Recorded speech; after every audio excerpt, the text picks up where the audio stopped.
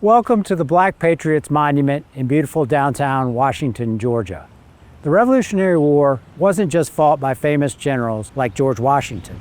It was also fought by countless everyday Americans who were farmers, merchants, tavern keepers, and even enslaved individuals. This monument behind me is the first of its kind in the country that commemorates the contributions of African American soldiers during the Revolutionary War. The monument features the likeness of James Armistead Lafayette, an enslaved man from Virginia who became a spy for the American cause. His intelligence helped secure victory at Yorktown, but there were also African Americans who lived just a few miles from here, like Austin Dabney, who took up arms against the British. Long before this was a peaceful town, this area was the heart of Georgia's patriot resistance. When the British captured Savannah in 1778 and Augusta soon thereafter, Georgia's revolutionary government was driven from those towns.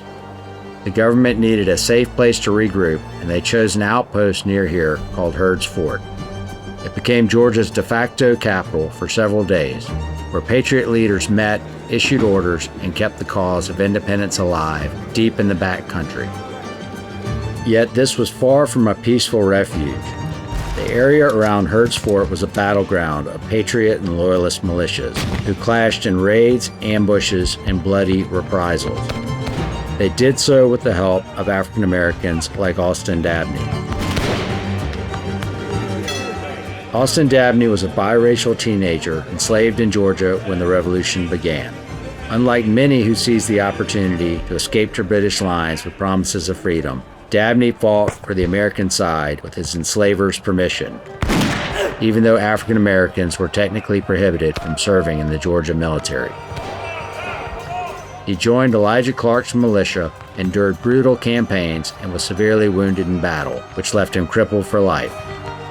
In an extraordinary act, the Georgia legislature officially emancipated Dabney and provided him with a lifelong pension, the only African American in the early United States to receive such recognition.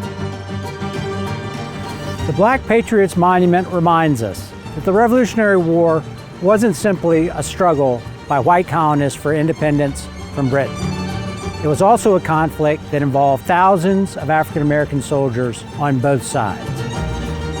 Some of those soldiers, like Austin Dabney, gained their freedom once the war ended. But others were returned to bondage despite having risked their lives for American independence. This is, of course, the great paradox of the Revolutionary War that's impossible to reconcile.